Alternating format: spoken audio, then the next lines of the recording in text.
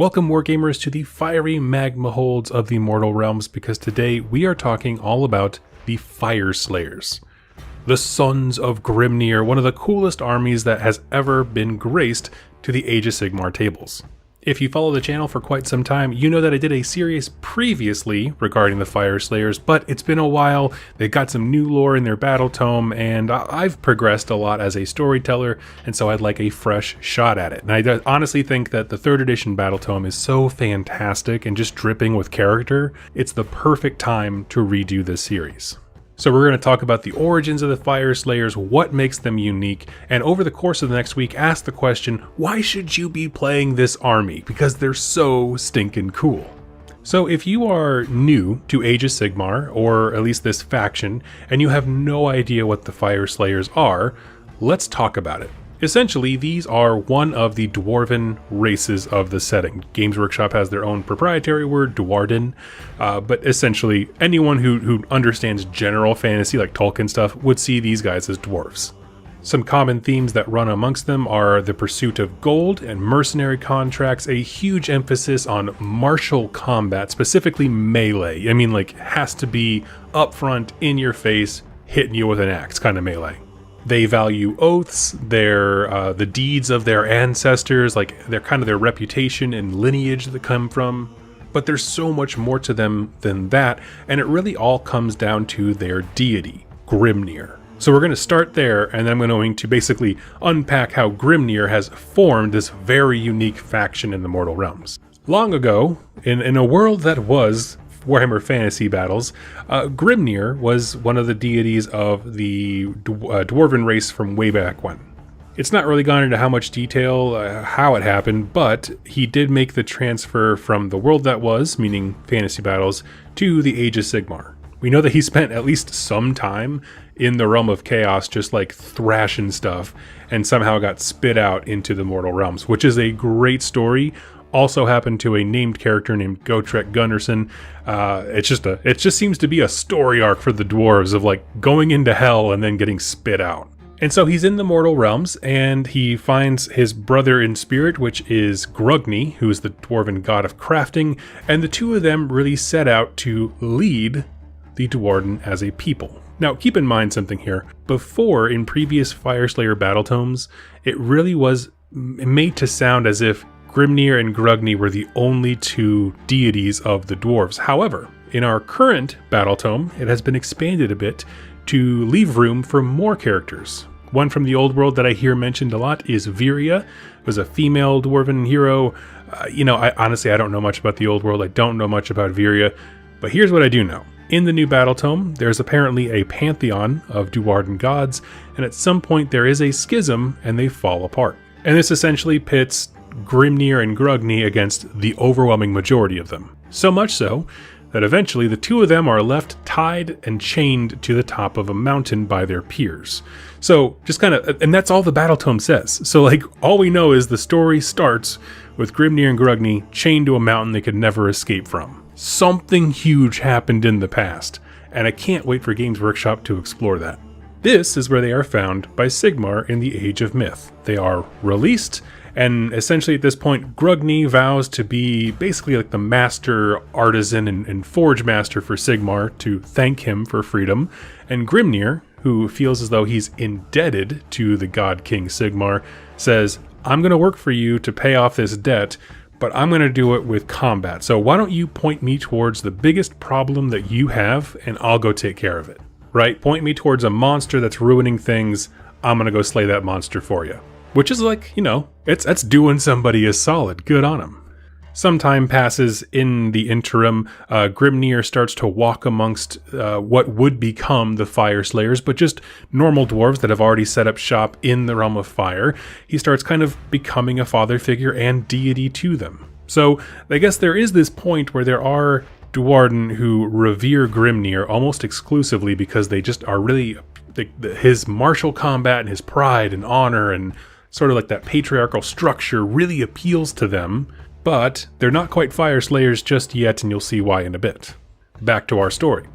Sigmar looks around and he sees this huge salamander, a god beast called Volcatrix, the mother of all salamanders. And in the story, like, when Grimnir meets Volcatrix, she just finished, like, eating an entire town or something like that, just turned it to ash and then it was just eating it up. And Grimnir's like, absolutely, I'll slay that beast for you. Let's go do it. And he just kind of goes hog wild. And their fight is supposed to, has all the epic Age of Myth lingo to it. So it's very verbose. They thrashed for days. Magmadroth's tail whipped the ground and created a lava river. And they destroyed a mountain and, all the big fluffy stuff, right? Well, this fight is winding down. They're both getting exhausted. And so Volcatrix, the god beast, basically starts going into a gallop charge into Grimnir, who he, seeing the challenge, runs into, I don't know what a stunty little run would be for him, but essentially they just headbutt each other at full speed, and the impact of a god and a god beast hitting each other had an immense impact on the environment. Essentially, they both went away, okay? When they struck each other, something happened to Grimnir. This event, this shattering is what I'm going to call it, because there's not really a specific term for when this happened. Essentially, the mineral-rich body of Volcatrix and the deity spirit of Grimnir fused and then exploded like a big bang. What flew out of that event was this substance called Urgold. To you and I, it looks just like normal gold. So it's almost like they smashed each other and the entire thing got glitter party sprinkled with gold everywhere. But to the Fyreslayers, they found out very quickly that they can tell the difference, certain Duarden can, between normal gold and what's Urgold. And the difference is, one of them has the power of their god in it. So let's think about what this means for them, right? We have a group of Duarden that revere Grimnir, and they just watch their god die, straight up. All that's left of him are these weird little pieces of metal that they just seem to have this power infused with them. And what they deduce, I'm just going to kind of yada yada just to kind of get you the sense of what they understand now, is that the spirit of Grimnir has been sealed inside Urgold. So they started collecting it and started crafting like runes and stuff like that. So they wear little trinkets and necklaces, and they realized when they were in battle, they would start to glow. And the power of Grimnir would be released, and they would get a big battle frenzy. Again, they're channeling the power of a god inside of them, or at least a small sliver of it, and they would be better at combat. Somehow they are able to intuit that the more of this power they release, the more likely Grimnir will return. Once his essence is divorced from the Urgold, he will be able to return to his people.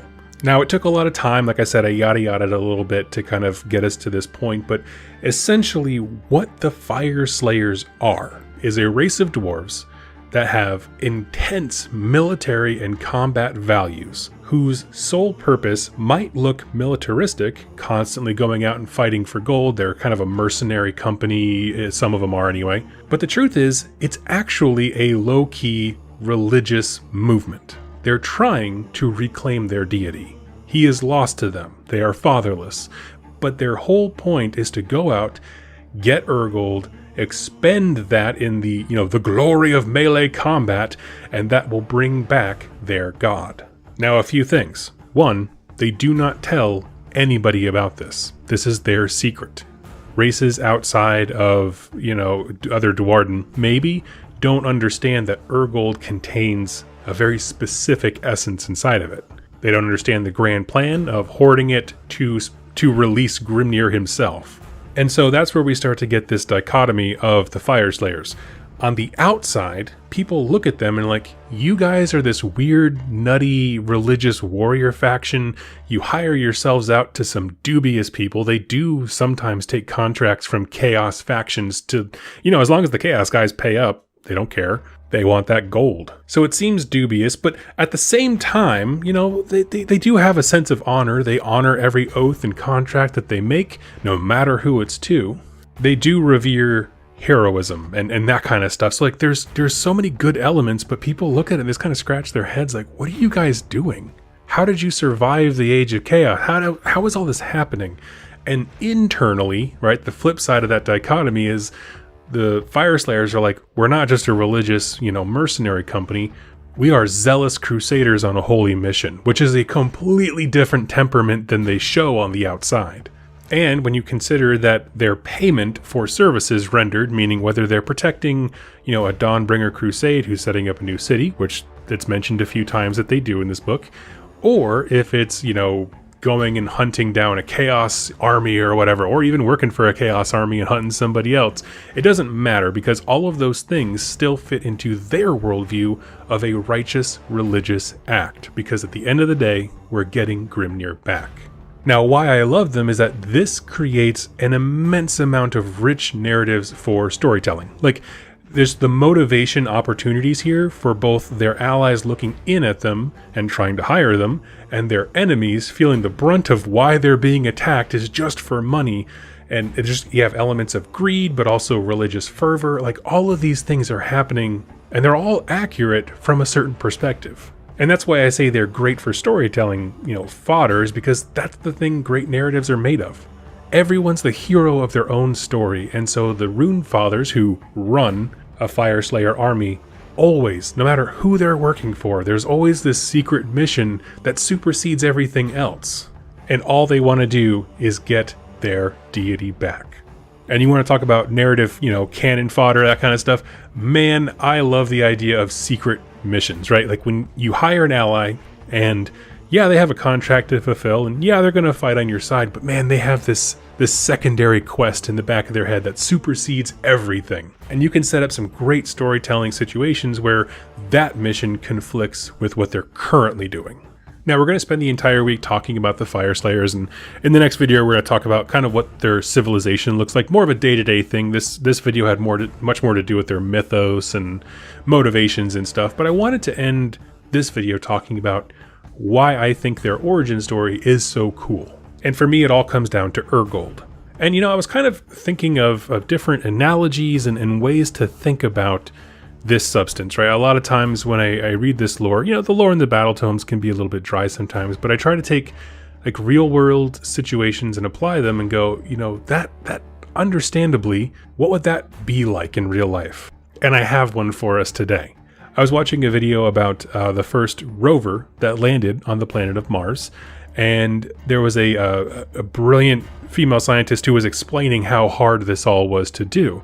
And they showed a video of the rover scooping up a piece of dirt from the surface of Mars. And the lady interjected and kind of went off on a tangent, and this is my favorite thing ever. And she said, what you're actually looking at is an RC car that we threw into space real fast, landed somewhere, and is scooping a handful of dirt. Okay, that's all it is on the surface. But beyond that, it's more than that, because it's not just scooping up a piece of dirt. This is matter that has never been a part of your existence.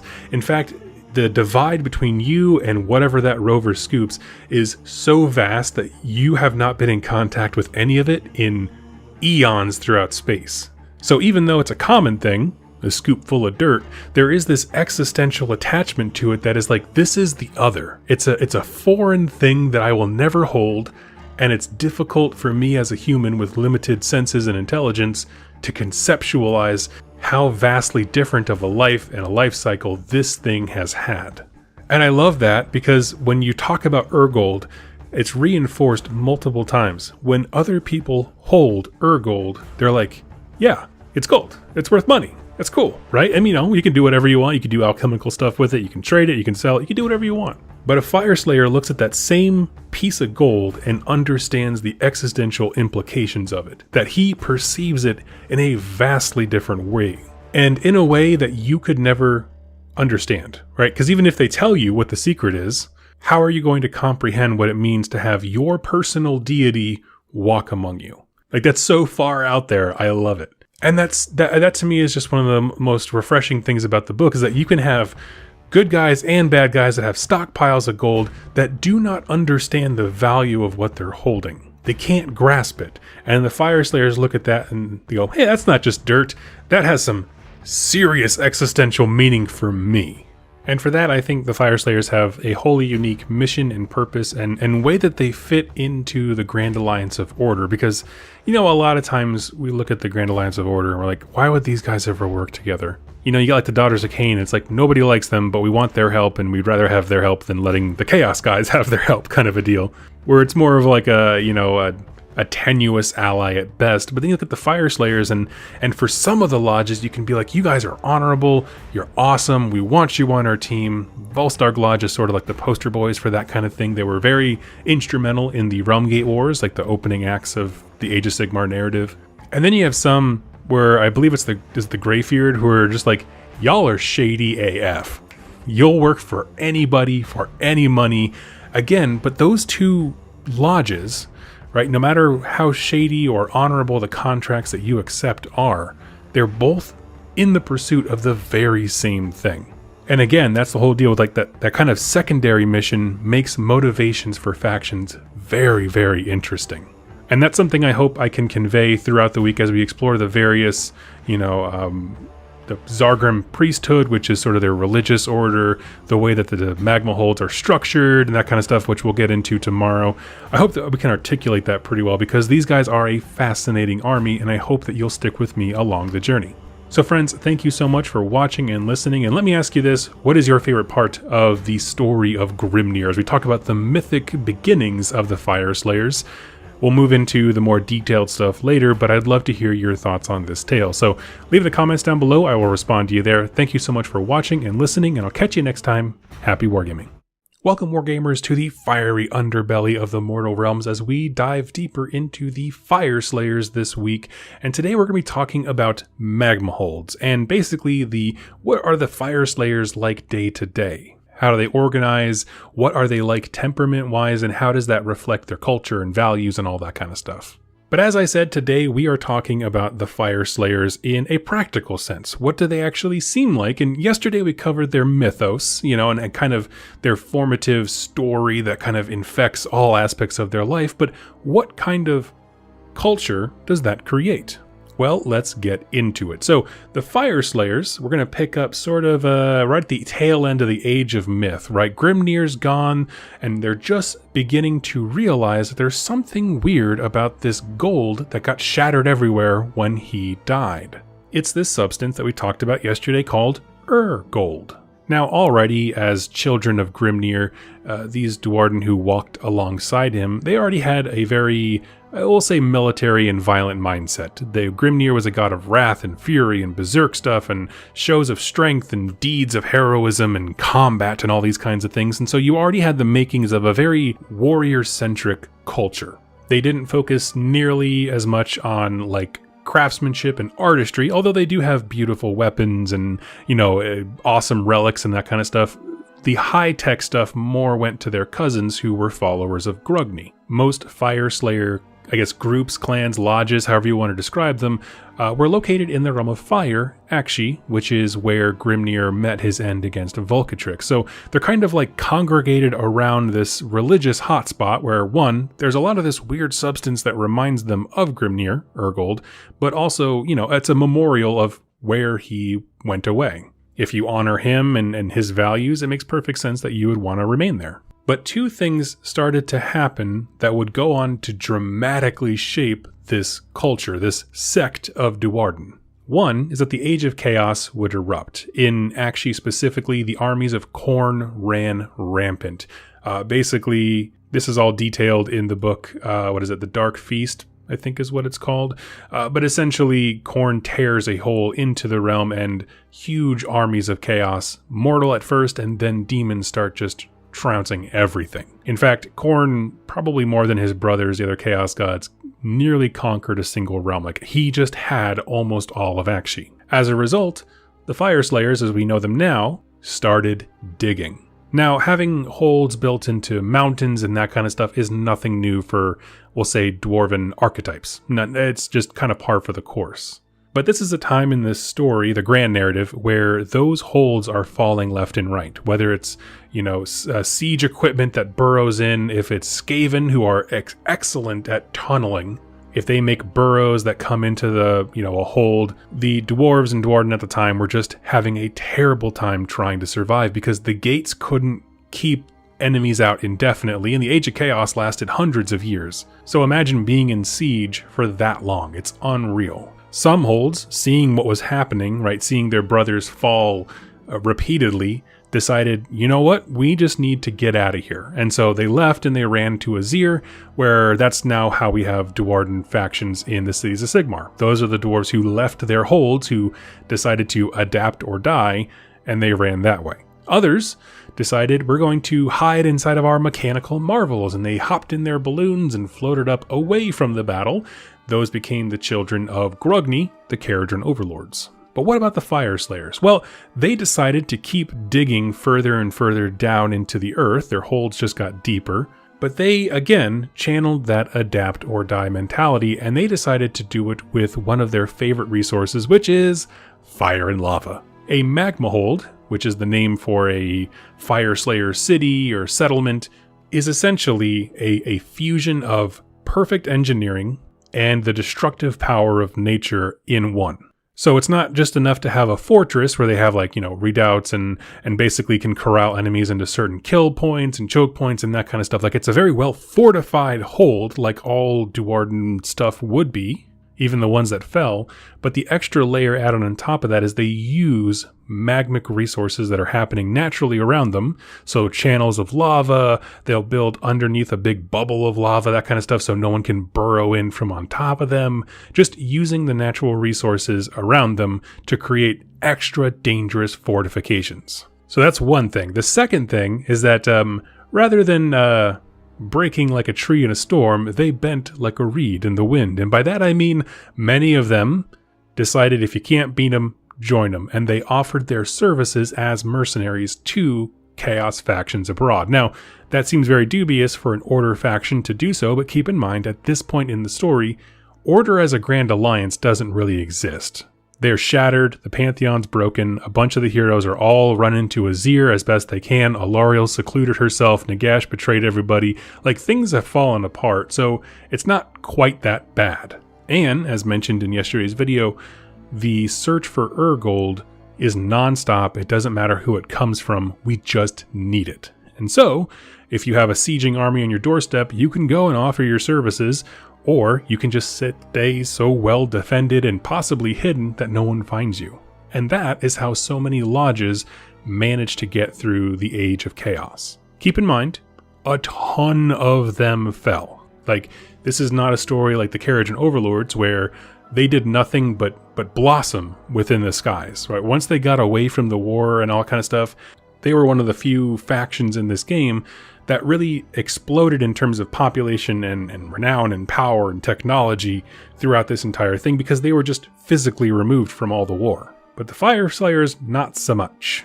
Again, adapt or die. If all we're looking for is Urgold, maybe we can kind of have no scruples, or at least less scruples about where it comes from. That's how we adapt.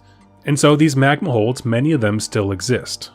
The originals that actually Grimnir would have walked around, those were all lost and taken. However, there was one called the Vostargi, I believe, is what the original people were called. They're all gone, but their predecessors, their descendants is what I meant to say.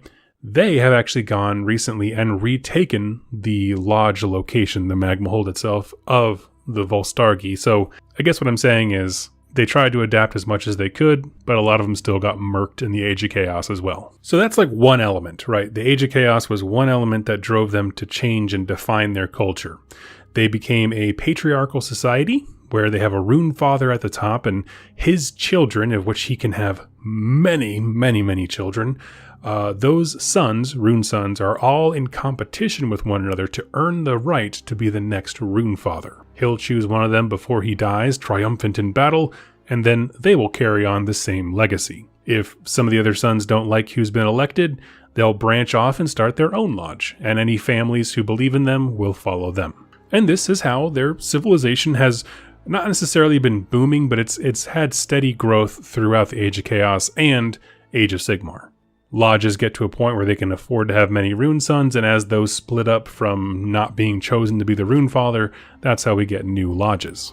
Below the rune fathers and rune sons are just a whole bunch of households. So you just have famous long-running lineages of households that have their own, deeds of greatness that they've accomplished, contracts fulfilled, oaths fulfilled, that kind of stuff.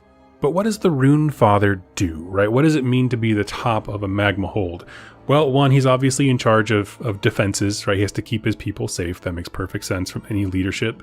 But also, his sole responsibility is the acquisition of Urgold. Remember, from yesterday's video, they are constantly, whether they share it or not, on a religious crusade to reclaim the pieces of Grimnir. It permeates every action they do, every resource that they expend, every contract they take, everything about their lives is about this resource. So his job is to constantly either be fighting, meaning you're going to go defend your home, or you're going to go somewhere else and take their Urgold, or collecting mercenary contracts to get paid in that gold. And so oftentimes you'll see Runefather as kind of being the voice that reasons and bargains with other factions to strike up deals. Oh, your Dawnbringer Crusade wants to hire us as mercenaries, to defend them as they make their way to X place. Cool, we'll take the contract, especially if they know it's headed into an area that is rich in Urgold. And as Urgold is collected, it's stored away in these massive, massive vaults. And if you've ever wondered why there's so many icons and iconography regarding keys, meaning like if you look at the axe that the Runefather uses, it's a huge key. They're not just obsessed with like Kingdom Hearts. The reason it is because that is the literal key to the Vault of Urgold back at home. Everything gets sealed away and the boss locks it up. Now, the other thing that formed, as remember I said there's two things that formed. One was they went and hid in their magma holds. The other thing that formed is something called the Zargrim priesthood. This is very fascinating. Essentially, at the same time as they were trying to figure out how to survive the Age of Chaos, whether by hiding and fortifying or by fighting and hiring themselves out, a small collection of these Fyreslayers, as we would know them later on, started playing around with Urgold. Because they understood, okay, the essence of Grimnir is in here.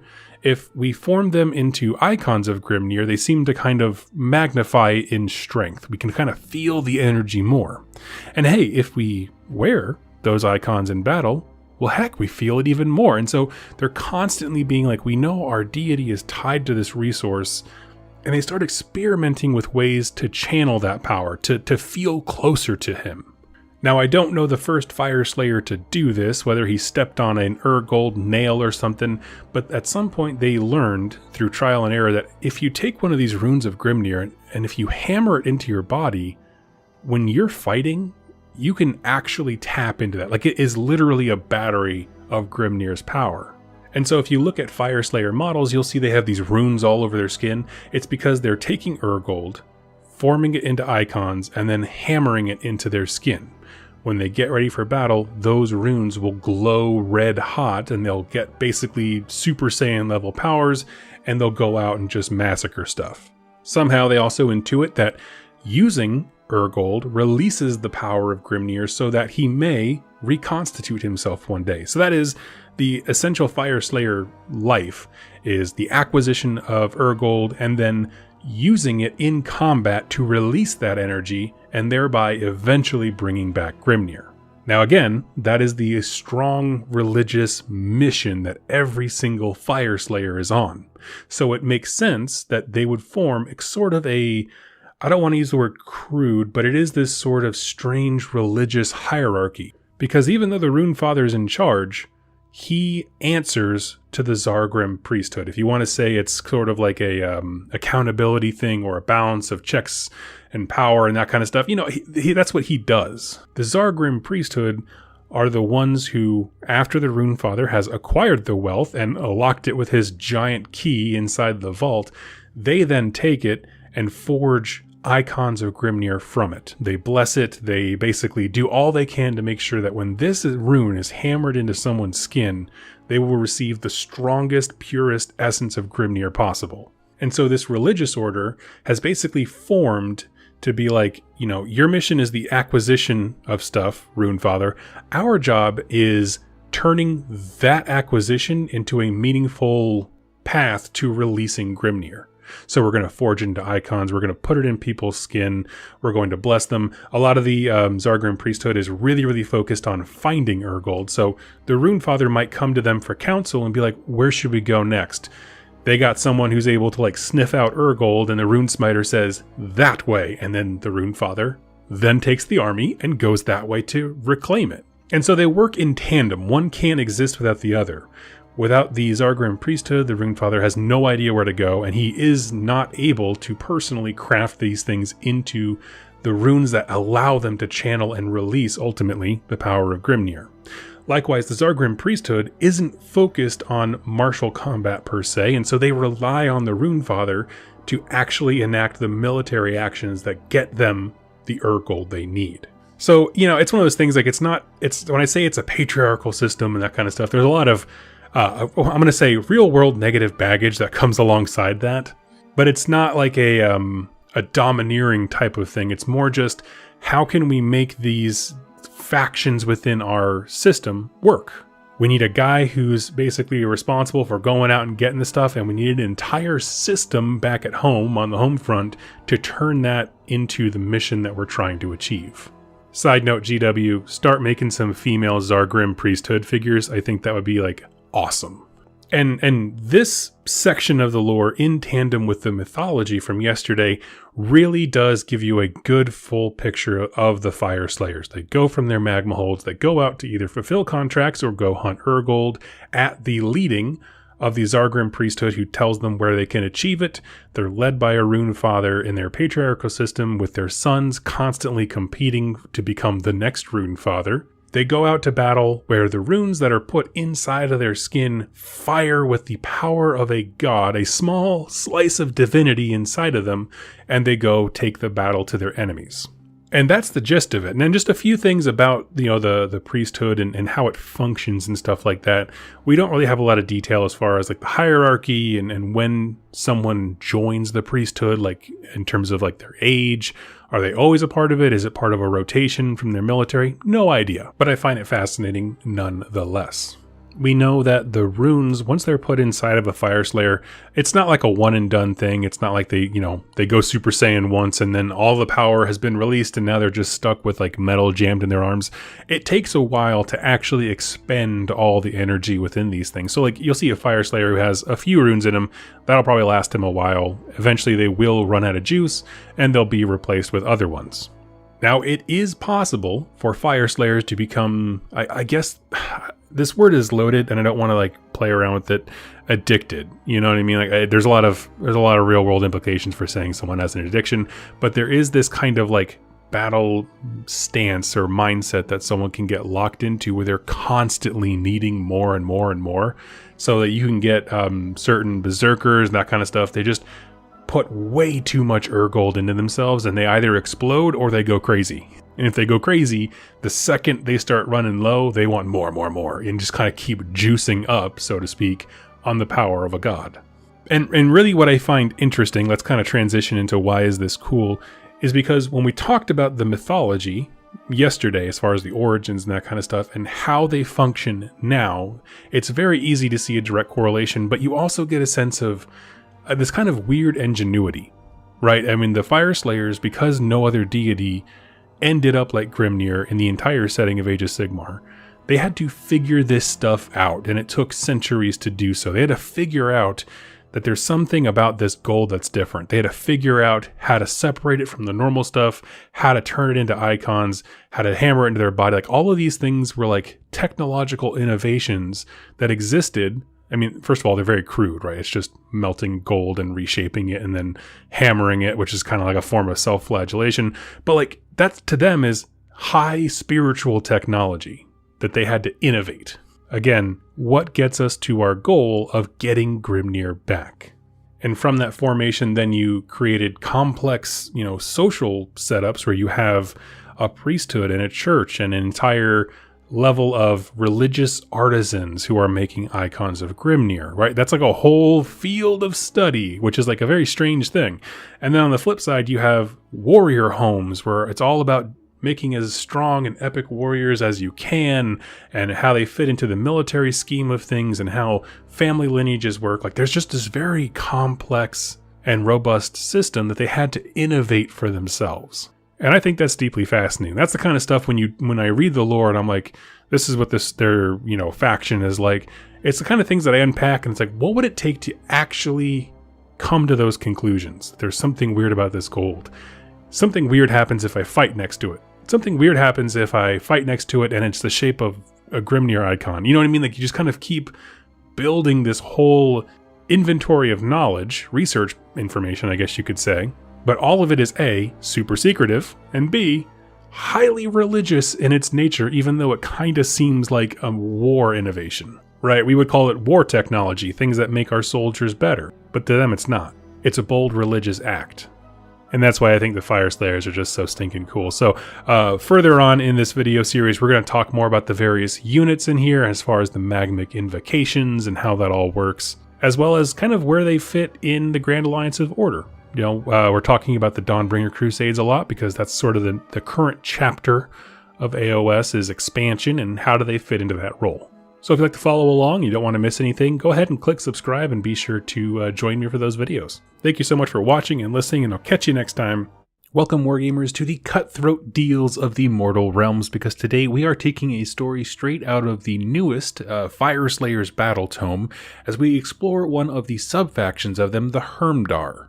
And with that out of the way, today's story is called The Slayers of Tyrants.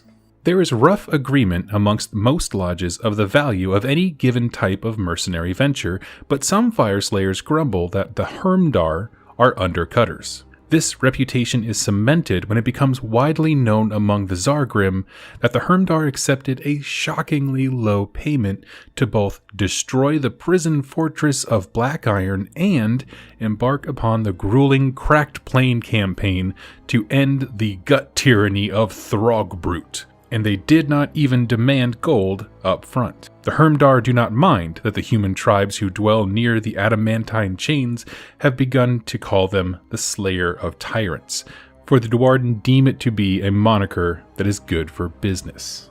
Now, for those of you who are new to the game, or the Fyreslayers specifically, they are a very mercenary-minded faction. I'll actually try to leave a link to the playlist talking about the Fyreslayers specifically, but essentially these are dwarves who all worship and revere Grimnir, one of the dwarven gods. And Grimnir's gone away. He's shattered into a bajillion pieces and turned into Urgold, a resource that they are always working to accrue. Again, that whole story is explained in detail in my Fyreslayer lore series. But one thing I feel was touched on more when the Fyreslayers launched than it is now is the idea that they are mercenary by nature.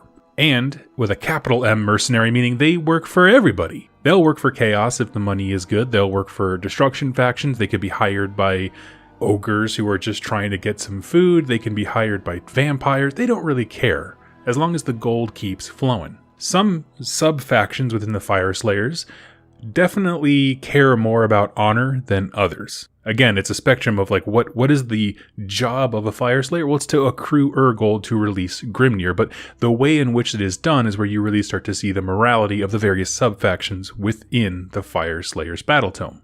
But when your entire, warrior culture and your species, so to speak, not quite species, they're all Dwarden, but when the Fyreslayers as a whole are all about the accrual of wealth or gold or Urgold, whatever, someone stands out like a sore thumb when that doesn't seem to be the only thing that they are after. This little story sheds light on the idea that all of the various Fyreslayer holds have sort of like not a monopoly, but a price agreement, right? This is generally speaking to achieve our, united goal of getting Grimnir back. This is how much we should charge for general services, mercenary work, leading expeditions, following Dawnbringer Crusades, all of those kinds of things. Which is interesting because for the longest time, there wasn't a ton of information that these various magma holds would communicate with one another. And here we have it pretty well solidified. No, they do have a network. They have a mercenary network, and that's a really cool thing. I don't know how they determined the prices on all this stuff, kind of like with the Carriage and Overlords. Like, how do you price some of these things? It's so abstract, but they do. And what I also find interesting is that it's the priesthood, the Zargrim, who are the ones who verify that everyone is accruing as much gold as they should be rather than the actual rune fathers. So there's an interesting intertwine of economics and religion. And obviously the story centers around the sub-faction known as the Hermdar, a very specific magma hold of Fyreslayers, who we'll talk about in just a minute. But really the problem that everybody has with them, and it's not really like a necessarily a go-to-war level problem, but it's this idea of price gouging. If all the other lodges agree that some mercenary work should cost, I don't know, about 10,000 gold, the Hermdar are coming in with a strong vote at 2,000. I'm not sure if it's quite that dramatic, but that's kind of the idea, is you're just undercutting all of the competition of the various magma holds, thereby lowering the value of it overall. Why would they pay 10 when they could pay 2 somewhere else? And so the other magma holds are like, this stinks. Like, this could have ramifications for the rest of us trying to get mercenary work. But the Hermdar draw a line in the sand because they are truly different kinds of Dwarden, and we're going to talk about why now. If we were to put together a sort of spectrum, right, on one end is pure heartless mercenary work. They do not care who they work for. Totally happy to work for Chaos guys. My opinion is that Greyfjord would be at the end of that spectrum. They're sort of like the dark horses in this whole thing. On the, we'll say, noble side, doing things for heroism and other, great qualities, duty, country, oaths, that kind of stuff, is the Hermdar. It's not that they are like any less Fyreslayers. They revere Grimnir. They have a rune father whose name is, Kalmar Grimnir, because they always take the surname Grimnir when they become the rune father, which I think is a super cool thing.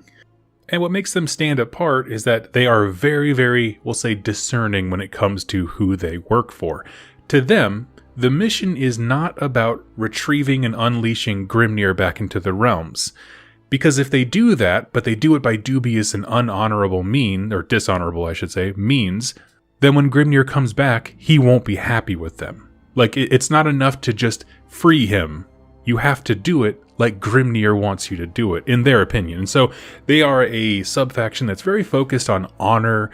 Their entry actually says the Hermdar are sworn enemies of oppression who value their honor above their desire for riches. Now, don't misunderstand, they're not entirely philanthropic. They want to get paid. They make tight bargains, and they keep their word, just like all Fyreslayers. But the difference is, they are much more willing to take sort of like IOUs. They have these sealed pacts of honor with multiple storm hosts, as well as cities of Sigmar. The idea being, you pay me now, and I'll call on this debt later. You have an oath. And while it doesn't actually get me gold in the current moment, I understand that it moves us, collectively as Fyreslayers, towards the ultimate goal of getting Grimnir back in a way that he would want. There's no shortage of battle or anything like that. There's going to be a time where those pacts are called in. And so what they present to the rest of the Fyreslayers is an interesting intersection of values and mission, right? They're all on the same mission, but the values with which they achieve that mission can vary greatly. And this is actually why I think the Fyreslayer Battle Tome that just came out does a wonderful job of expressing both a zealous, incredibly intense faction. I think intense is my favorite word for them. But also mixed in with that is a huge wide range of motivations. Everything from, super jealous rune sons vying for potential of becoming the rune father. Holds are falling left and right. New ones are being forged. Some are philanthropic and just want to help the forces of order. Others are still see themselves like they did in the Age of Chaos, all alone, right? We are an island.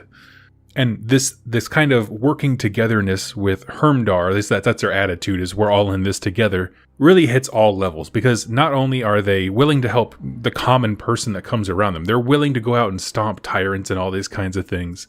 But also, they're the most welcoming of Grugni. This is the other Dwarden god, the god of engineering and smithing and that kind of stuff. He's made a return to the mortal realms, and they are just open arms. Like, yeah, you're inextricably linked to our culture, right? I mean, they don't worship him in the same way they do Grimnir, but he's a part of their cultural past. He's also made these pacts of honor with various dispossessed clans, and so like you have like the cities of Sigmar kind of elements. I'm sure if any of the cities sent out Dawnbringer crusades meant to take back ancient holds of the Dwarden, like this is the kind of thing that I think Hermdar would be like, yes, we're into this. Right, retrieving the honor of a fallen Dwarden hold is a bargain at any price, and they'll just go to work.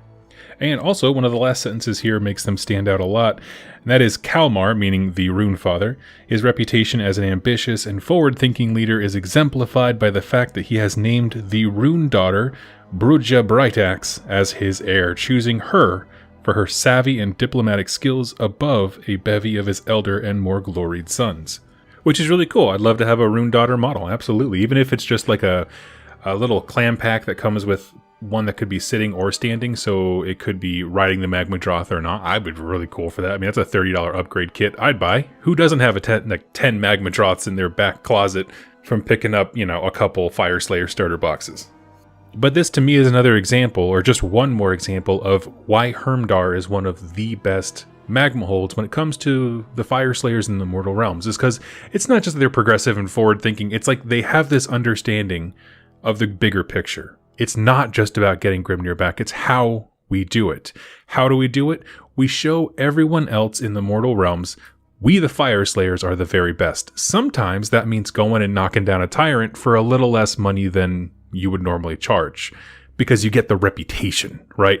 Tell everyone Kalmar Grimnir took down this tyrant. Like, that's epic. And it just increases their reputation and status amongst all the other factions of Order. That makes Grimnir proud, because it elevates the name of the Duarden. But also, on a very practical level, the heat has done nothing but go up since the start of the Age of Sigmar, right? Like, they were all huddled, locked down, largely isolationist during the Age of Chaos, and then now since the game has launched and we're in our third series now, so we have the Realmgate Wars, the Soul Wars, now we're in the Age of the Beast, or Era of the Beast, whatever they want to call it.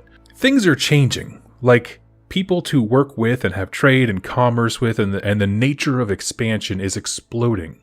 And in an option of adapt or die, these guys are choosing to adapt. They are not islands. No one Magmahold has to be all alone. You can work with others, garner a reputation as the truest, fieriest warriors, sell your services. Sometimes you need to balance reputation with coin.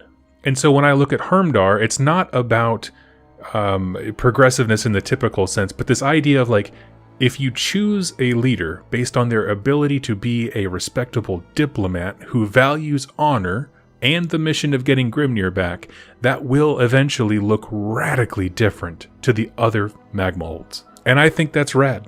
So let's kind of wrap this up by talking about why is this cool. Obviously, this story is very self-contained to the Hermdar. Really, it is in their battle tome to show some internal friction. All the other Magmaholds are like, what the heck are these guys doing? They're ruining everything for us.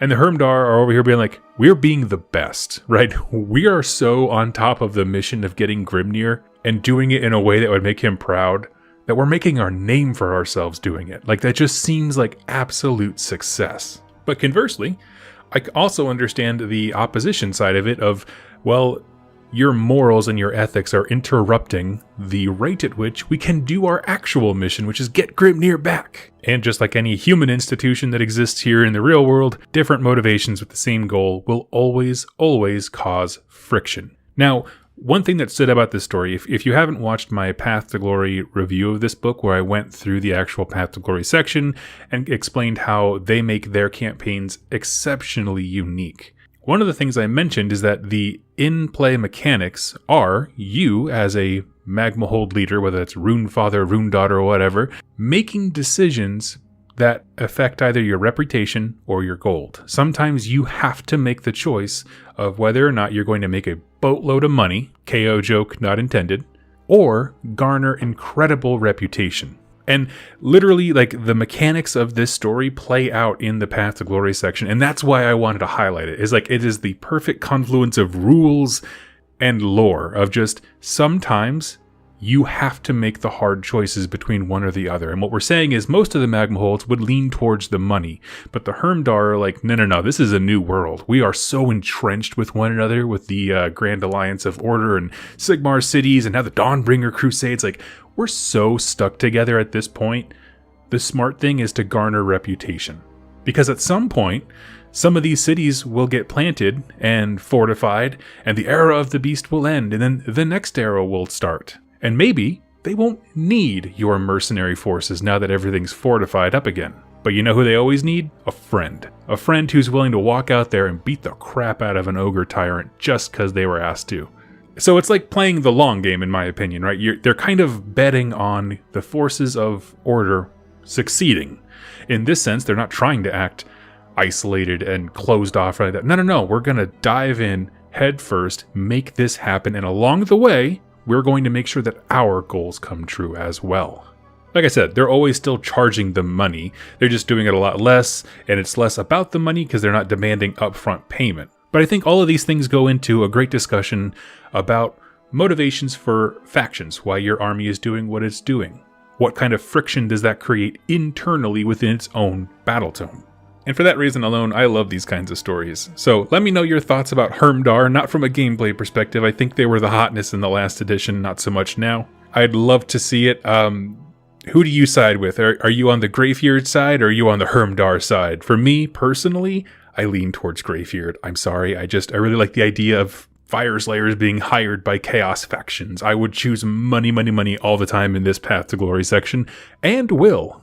Let me know your thoughts in the comments down below, and I will chat with you there. Thank you so much for watching and listening, and I'll catch you next time. Happy wargaming. Welcome, Wargamers, to the spicy hot magma holds of the Mortal Realms, because today we are talking about the Fyreslayers. One series of videos that I really wanted to touch on is as these new 3rd edition battle tomes are coming out that specifically have references to Alariel's Rite of Life, the massive ritual that basically cleaned up the Necroquake and introduced the Era of the Beast by freeing Kragnos. Well, that had a ripple effect on literally every single faction in the game, and so as these battle tomes are coming out, they almost all have a little story snippet about how those events affected them. And the Fyreslayers are no different. This is definitely a faction I have talked multiple times that I love. I love the Fyreslayers. I think they need a little bit of model diversity in terms of they should have like a mount of some kind. I don't know what that would look like. Personal love would be to have like 2-man Fulminator style units, but they're just riding like baby Magmadroths. That'd be kind of cool. But I'm getting off topic because today we're talking about how the Rite of Life affected the Fyreslayers, and this comes straight out of the latest Fyreslayer battle tome from their kind of timeline section. It's the last story there because it's the most recent narrative note, and it's called Fulminating Energies. So with that out of the way, let's jump into today's story, Fulminating Energies. In Ghyran, Alariel works a great ritual that unleashes a tsunami of life magic across the realms. This crashing wave strikes at the fabric of Akshi, and though its energies are those of creation rather than destruction, the Fyreslayers know well that both can be devastating. Across the Great Parch and beyond, masses of volcanoes violently erupt, drowning several magma holds and the Sigmarite strongholds of Ender's Peak and Ashcliff in floods of lava. More concerning still, the Zargrim of Varstagi Mont sense a magmic presence stirring somewhere deep beneath the magma hold, an elemental force that grows more powerful with every passing day. So we got a lot to unpack here. First is the ritual itself, and then there's this sort of like question mark open-ended conversation about what's going on in the Vostark Lodge. So we'll get to those here. Let's break them down bit by bit. The Ritual of Life is described, much as I kind of sped through it earlier, it's a shock wave of life magic hitting every single realm. And what that looks like in various locations can be very different. So when it hit Gur, for example, where it's full of very vibrant wildlife and constant predator-prey relationships and very tangled and messed up food chains, all of that life, all the animals had more offspring, they became more hunty, they just like the life just magnified around them. All their babies grew big and strong way faster, and the overall flora and fauna just became incredibly dangerous. Well, in Akshi, that same thing would happen. Any naturally occurring animal species or plants that almost seem to be like living, carnivorous plants type thing, all of those would be magnified as well. But Akshi is not really a realm that's renowned for its wildlife. A lot of it is covered in blood because Khorne has poisoned a whole lot of it, and then a whole portion of it is just like ash and volcanoes and stuff. There are, of course, forests and things, but they're not the norm. So what does the life quake, as we're going to call it, affect in Akshi? Well, it is, like it's stated in the story, a magical act of creation. And just as animals will suddenly have, bursting forth with offspring and their numbers will replenish and grow and all these kinds of great things, so too does volcanic activity, because what is volcanic activity if not the birth of new nations, land masses, all these kinds of things? And so all of the volcanoes in Akshi, or at least a massive swath of them, like detonate, like together. Now, I've talked about on this channel before how much I love the Fyreslayers because they use naturally existing, rock and lava formations and volcanoes within their own structures. They call them magma holds, is what the technical term for a Fyreslayer home base is. But there are some things that when you just crank the laws of nature like beyond anything reasonable, that those defenses and the way that you have lived with nature becomes completely imbalanced. So maybe one magma hold had, a nice stable river of flowing lava, which is used to heat up their anvils and that kind of stuff, or whatever they use, blacksmithing things. Forge, that's the word I'm looking for. But maybe they had a nice lava river that was diverted to heat up what they needed, but then the lava stays away. Well, what happens if that all of a sudden goes from being a trickle, a stream of magma, to a rushing, raging river? We don't get a sense of how many lodges were destroyed or how many people died, because remember, they might just be able to escape. I mean, this is a thing that they have built and survived around for a long time. But regardless, if the hold goes away, they're still displaced and alone in a very dangerous setting. It also name drops two specific places that are essentially free cities, right? Sigmarite strongholds, so we're thinking, these could be Dawnbringer Crusades. And these have been referenced in other stories and on maps in Age of Sigmar, but we know that it definitely wiped out Ender's Peak and Ashcliff. Which, if I'm not mistaken, I think Ender's Peak came up in the Realmgate Wars. Someone correct me if I'm wrong. And now we get to what I think is the juiciest bit. And I'm just going to reread a section here. More concerning still, the Zargrim, so that's the priesthood, the people who are most in tune with the Urgold and the nature of heat and magma, basically the religious sect of the Fyreslayer Order, of the Volstargi Mont. So this is the home base of the Volstarg Lodge. It's a location, not a sub-faction. Sense a magmic presence stirring somewhere deep beneath the magma hold, and its elemental force that grows more powerful with every passing day. So let's speculate wildly, right? Let's put on our tinfoil caps, our magma-proof tinfoil caps, and get into the thick of it. I think a perfectly reasonable conclusion is that there is a massive deposit of Akshi Realmstone underneath Volstargi Mont, and that it is becoming a sentient incarnate of Akshi. And I simply say that because that's kind of the trend that Games Workshop has been doing, right? The first one was the incarnate of Gur, of course, but it does stand to reason, and they've said explicitly that there are incarnates of every realm. All it needs to have is just a large enough piece of Realmstone to kind of anchor that monster in reality. So as we're trying to think of things, what would be under a giant, timeless mountain that the Fyreslayers have lived in for dang near forever? Well, certainly Realmstone deposits, a naturally occurring one. It would obviously lend its abilities and power to being a really suitable location for Fyreslayers and their forges and everything. I think that would make the most sense. But we're not here for sense, people. We're Warhammer fans. We're into big hats and weapons that don't make sense. So, let's be stupid. I think could also say that maybe Grimnir is reforging an ancient magmic presence. Elemental force is also how it's described. All those things are also associated with Grimnir, and maybe not even him necessarily, but some kind of fragment of his essence is starting to rebuild underneath the Volstarg Lodge. It would actually make sense that if he is coalescing somewhere, why not put it underneath one of the most heavily fortified and defensible, strongholds of your people? That's not crazy. Other options that have existed in AOS, it could be a god beast on par with Volcatrix, the mother of all magmadroths, but something akin to that, maybe more magma themed than just more, instead of more lizardy. And then I'm just going to make something up because I want it to exist, and I'm going to say fire gobbos. Goblin subterranean gloomspite gits that are all wreathed in flame and fire from Akshi. That, if I could make my own Warcry warband, it would be something like that. Just to be stupid. Maybe like self-imploding, or self-immolating rather, grots to run up and down. Of course, I don't think anyone would describe the gloomspite gits as an elemental force, that kind of primordial power that's underneath something. But, if we're just spitballing, that's what I want. As I said, I think the most sensical thing is the incarnate of Akshi.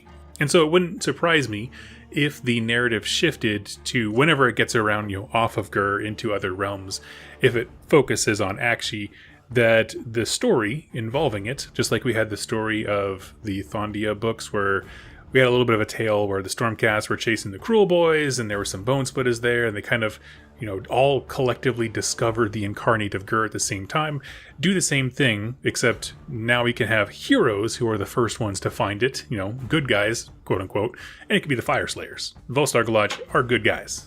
So, it could be they're just setting up the next release in the next model. It would be a great little narrative plot line just to kind of pull that thread forward whenever they get around to Akshi. Makes perfect sense to me. But I want to end this video talking about why is this cool? That's how I love to end all my videos, just asking a very simple question. What makes the story interesting? Well, for one, this is the only perspective on the right of life that we have where they really do see it as both an act of... They understand the difference between an act of creation and destruction. That there's a duality there, but they're both dangerous. Like the other ones have always talked about, like, so for example, the Deepkin story is like, oh yeah, and then a bunch of fish came and now things are more awesome because we have all this wildlife around us and our coral grows better. Whereas the Fyreslayers are like, this is a two-headed snake here. Yeah, life improves if you're like animal-based or something like that. But for those of you who exist in already hazardous conditions, all it does is make the threat level go higher. So yeah, even though Alariel, who is a quote-unquote good guy side, character, she does the right of life, and ostensibly it should be cool. You would think thumbs up would be all around, but there are tons of sub-factions within the Pantheon of Order that are like, no, like that is so, it's destructive even if it's meant to be creative. And anytime a good character, again, strong air quotes around good. Anytime a good character does a thing that has negative repercussions on their allies, I love that stuff because it's just the cracks in the tension. And so when people are like, how come our, two Order armies would be fighting each other? There's tons of reasons for that.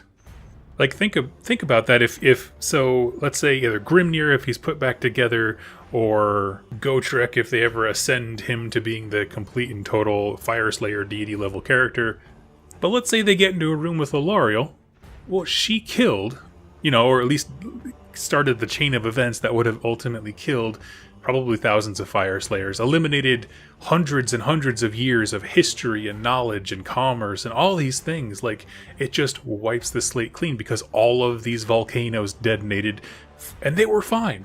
You could have just left them alone. Now, of course, that's not how Alariel sees it. It's not how many of the characters would see it, that the bigger issue was reversing the Necroquake and stuff. Like, there's tons of reasons on both sides, but it's the tension between factions that makes stories like this interesting. The fact that you can have a perspective where the Fyreslayers, rather, say, screw this, we're not part of Order. Like, you guys don't care about us. You dealt a serious blow for no reason. There was no enemy at our gates where we had to detonate them, like Stormcast blowing up Rum gates just to shut the door, basically. None of that was going on. But we just got iced as a side effect of something you were trying without our permission or knowledge. That's the kind of stuff I like in stories. Now, if you are a Fyreslayer in 3rd edition, or Fyreslayer player, rather, if you're actually a Fyreslayer, hey, what's up? Let's interview. But if you're a player of Fyreslayers in Age of Sigmar 3.0, I would love to know your thoughts. Like, if you have your own custom lore for your own Magma Hold, how did the Necroquake affect it? It's so easy to think that, their homes would be so far removed that none of this would affect them. They can just ride it out like they did the Age of Chaos. And then things like this happen where nobody has a chance to sit on the sidelines. There is no safe place. And so how we respond to it really defines the character of your faction. So if you have your own, I would love to know your lore. What do you think about the right of life and how it pertains to the Fyreslayers? And what is your theory for what is beneath Volstargi Mun? What is our elemental force that grows daily? Leave your theories in the comments down below. I will read them and respond to them. Thank you so much for watching and listening, and I will catch you next time in my next Age of Sigmar lore video. Happy wargaming. Welcome back, Wargamers, and today we're taking tales from the mighty Fyreslayers, exploring the trials and tribulations of Grimnir's finest, and bringing a moment from their epic history onto the tabletop. And I wanted to talk about the Pyre War, a small lore bit from the Fyreslayer battle tome, and it goes like this. The Skaven prove most adept at penetrating magma holds. Most invasions are halted, but several lesser lodges are destroyed in the fighting. During these fierce campaigns, the Ratmen discover something of the power of Urgold, Although not as precious to them as a warpstone, the Skaven begin to consume the Dwarden dead, Urgold runes and all, in the hopes of imbuing themselves with the empowering energies. The Fyreslayers ensure that funeral pyres are constructed as soon as possible in the wake of any conflict to prevent this heinous desecration. Alright, so there's a lot to unpack here on the surface, more so than it might seem initially. Let's talk about Urgold. If you're not familiar with this idea, Urgold is a metal that looks like gold outwardly, like you can't tell the difference, but is actually imbued with the power of the Fyreslayers' god, Grimnir. Way back in the Age of Myth, Grimnir was seeking a mighty challenge and picked a fight with Volcatrix, the mother of all salamanders. I went in more detail about why they actually went into a fight in the Fyreslayers lore week, so go check that out. But Grimnir and Volcatrix battled for days, leveling mountains, thrashing oceans, all that kind of stuff, until they both delivered a fatal blow to one another pretty much at the same time. In that moment, the Dwarden god exploded. But, as a deity, he can't really be destroyed in the traditional sense, and so his essence, what makes him him, was fired out across the mortal realms in this strange form of metal, Urgold. Now, Fyreslayers can sense Urgold from regular gold. They look similar outwardly to everybody else, but they understand themselves. They can sense the power of their god. And over time, they've not only built it into a part of their mythos, but religion and war and societal structure. It's all about Urgold.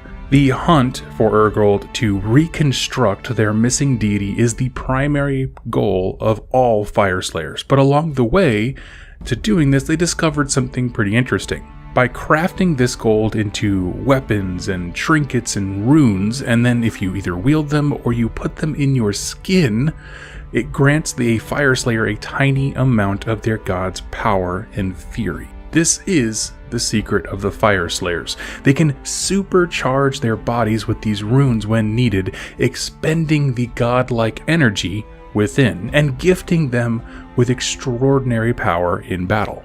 When this power is expended, because again it is limited as a resource, the Urgold sort of becomes inert. And so it's the ultimate goal to find all the Urgold within the realms, expend its energy doing mighty deeds that would make Grimnir proud, and by releasing that energy pave the way for his return.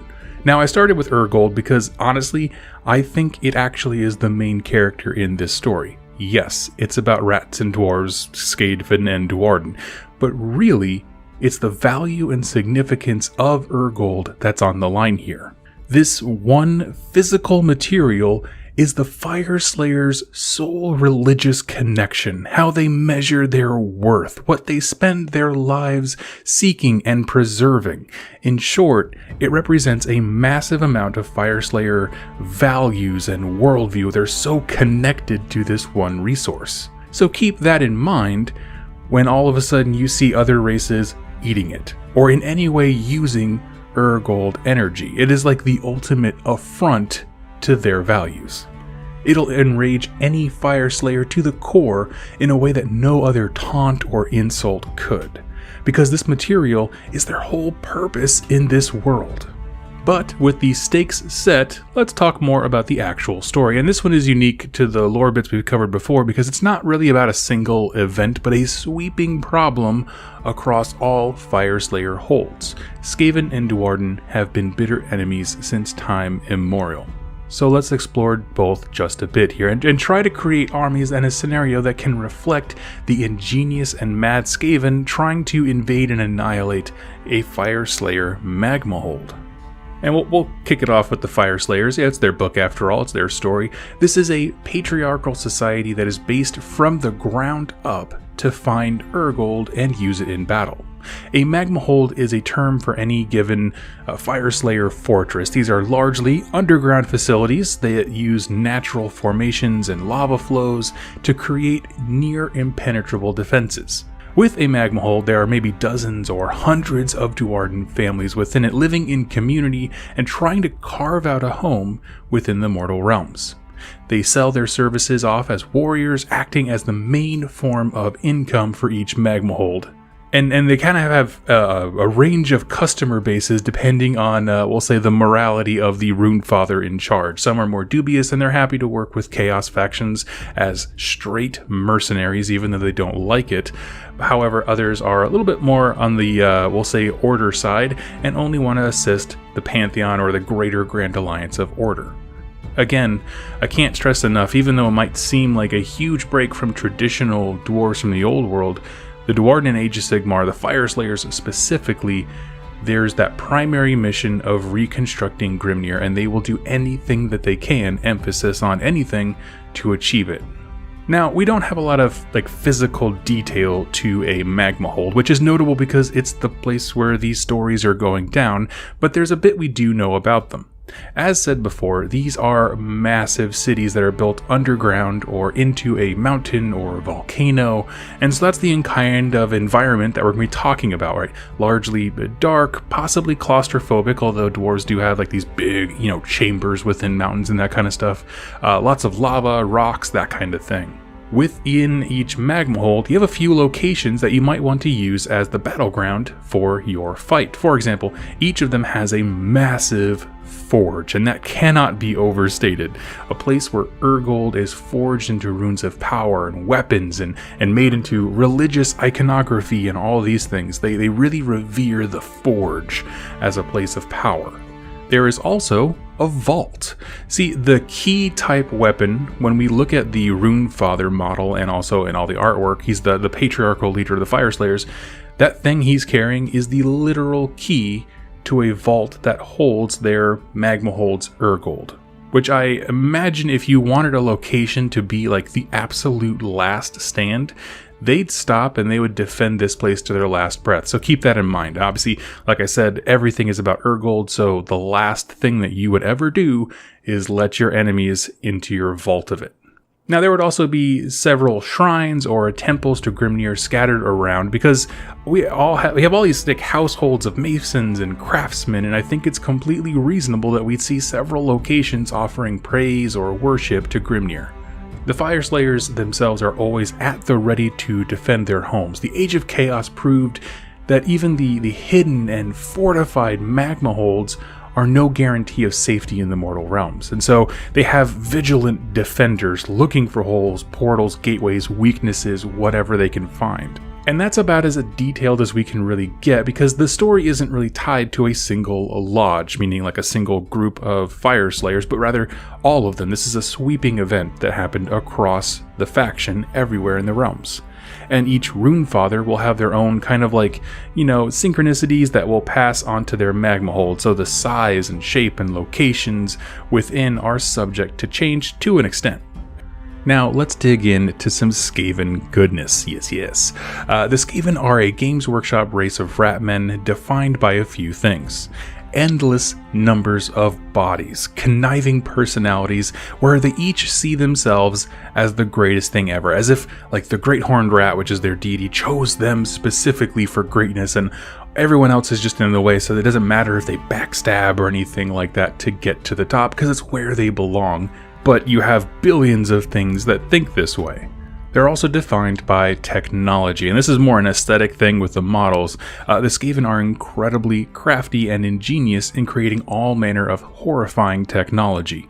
And it could be literal machines when I say technology, like Clan Scryer, who does these huge, massive war machines and cannons and guns and all this crazy stuff, or it could be biological technology, like say Clan Molder, making living battering rams and huge monstrosities.